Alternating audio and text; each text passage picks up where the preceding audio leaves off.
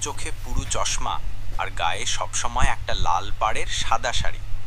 সবাই তাকে ভালোবেসে ডাকতো বুড়িমা। বুড়িমার একটা অভ্যাস ছিল, সে প্রতিদিন বিকেলে গাছতলায় বসে গল্প বলতো।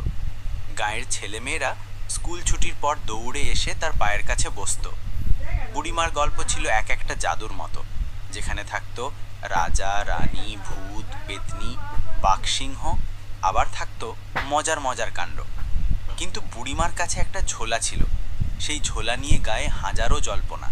সবাই বলতো ওই ঝোলার মধ্যে নিশ্চয়ই জাদু আছে, কারণ বুড়িমা গল্প বলার সময় মাঝে মাঝে ঝোলা থেকে কিছু বের করে দেখাতো, আর তা দেখে সবাই অবাক হয়ে যেত।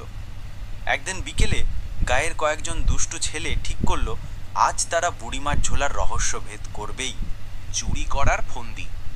ছেলেগুলোর নাম ছিল মিন্টু, পিন্টু আর ছোক্কা। তারা গাছতলায় গিয়ে বুড়িমার গল্প শুনল, কিন্তু সেদিন গল্প শেষ হবার আগেই ধীরে ধীরে সরে গেল। বুড়িমা বুঝতেই পারল না। তারা দূরে গিয়ে ফিসফিস করে বলল, মিন্টু, আজ রাতেই বুড়িমার ঝোলা চুরি করব। পিন্টু, তুই পাগল নাকি? বুড়িমার ঝোলার মধ্যে যদি ভূত থাকে? ছোক্কা, ভূত থাকলে তো ভালো, ভূতের সাথে ছবি তুলে ভাইরাল হয়ে যাব। তিনজনেই হেসে উঠল। রাতে যখন চারিদিক অন্ধকার হয়ে গেল, সবাই ঘুমিয়ে পড়ল, তখন মিন্টু, ছোক্কা, পিন্টু টিপ টিপ পায়ে বুড়িমার কুটিরের সামনে এলো। কুটিরের ভেতরে আলো জ্বলছে। জানালার ফাঁক দিয়ে তারা দেখল বুড়িমার ঝোলা খুলে কিছু একটা করছে। দেখে তিনজনের চোখ কপালে।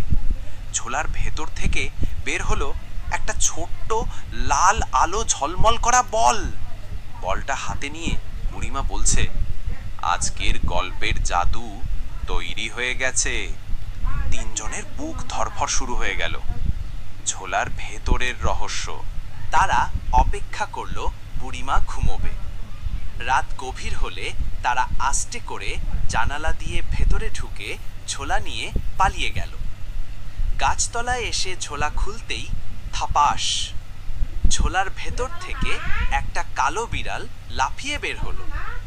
তিনজন ভয় পেয়ে মা গো বলে এক লাফে দূরে সরে গেল। বিড়ালটা তাদের দিকে তাকিয়ে মিয়াও মিয়াও করতে লাগলো। পিন্টু কাপা গলায় বলল, দেখেছিস, ঝোলার ভেতর ভূত না থাক, বিড়াল আছে। বিড়াল মানে কিছু না, কিন্তু এই লাল আলোটা কোথায়?